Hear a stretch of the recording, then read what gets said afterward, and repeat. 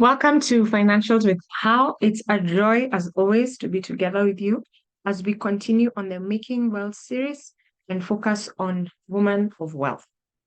Today, as I was reflecting on what to share about, I kept asking myself what has been the prevailing lesson in my own life and how have I been able to learn from it and grow and continue to work towards my financial journey. And what the Lord dropped in my spirit was self-sabotage. And I related it with fear. And it was just such a, when your head is hit with a light bulb moment.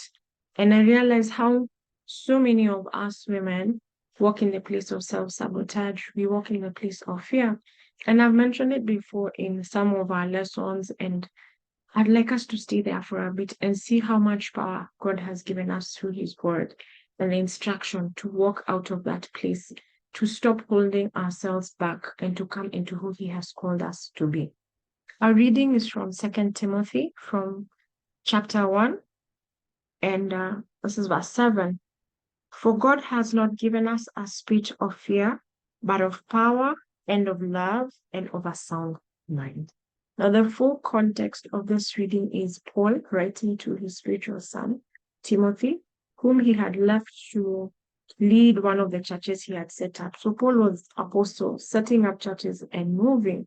So he had left Timothy with a congregation that was young, but that was varied. Some were older than him, and he was just encouraging him in stepping out into what God has called him to be, coming out of fear, coming into love, and having the mind, a sound mind that comes from God and from the knowledge of who God has ordained him to be.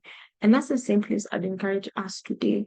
As we think through our God-given destiny around our finances, we must realize that it is within the will of God for us to come out of the fears that hold us back.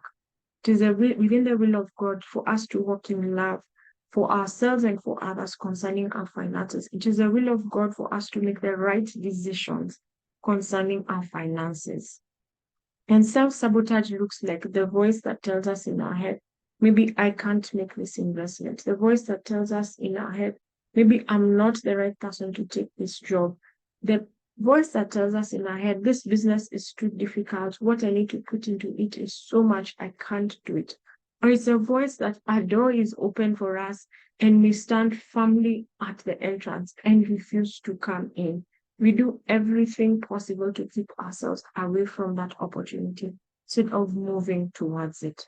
It's the place of asking ourselves, the love of God for me is so defined that the integrity of His word is, I have loved you with an everlasting love. I've been doing a certain learning series, and one of the things our teacher was telling us was just hearing about the love that God has for us. When God says, with loving kindness, I have drawn you in, literally, He has come for you. And I want us to envision it even in our finances, because God says, beloved, I have it that you would prosper, even as your soul prospers. This is in 3 John. And wholesomeness is what God desires for us. So there's no area in our life that God does not want us to prosper. But many times we are holding back, we are cutting ourselves off. We are pulling ourselves in and saying, this is an area I don't think God wants to touch. And I have been thinking about it a lot for myself. So recently, I have a whole list of books, ebooks, and physical books I need to read. So I've just been coming back to the place of reading them before I add new books to my library, because it's just me and books. And one of the books I read is so profound. Now, the storyline is on a whole other line, but the book itself, in terms of just the practical lessons, is so impactful. And I began to see so many areas that self-sabotage that just comes up. So I remember reading one of the chapters. So at the end of the chapter, there's what you should do. So I remember reading one of the chapters, and as I closed the chapter, one of the assignments I gave myself was very defined. When it comes to my finances, this area I'm going to say no, in this area I'm going to say no, my friends. The next day, I had a request very similar to what I had said yesterday. In this area, I will say no. I said yes within 5 minutes. And I just came back later, and I'm like, how? What did you just do? But the key thing is to keep learning the lesson, to keep realizing where you're hurting yourself in your financial journey and stopping. And with that in mind, you're able to begin to make the small steps towards becoming the woman of wealth that God has ordained you to be. I'm going to encourage us to continue to write, continue to journal, continue to make the progress you need to make. Some days you will run faster than others.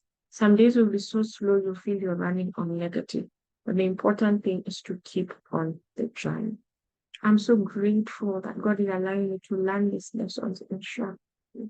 And I pray that they're impactful for you too.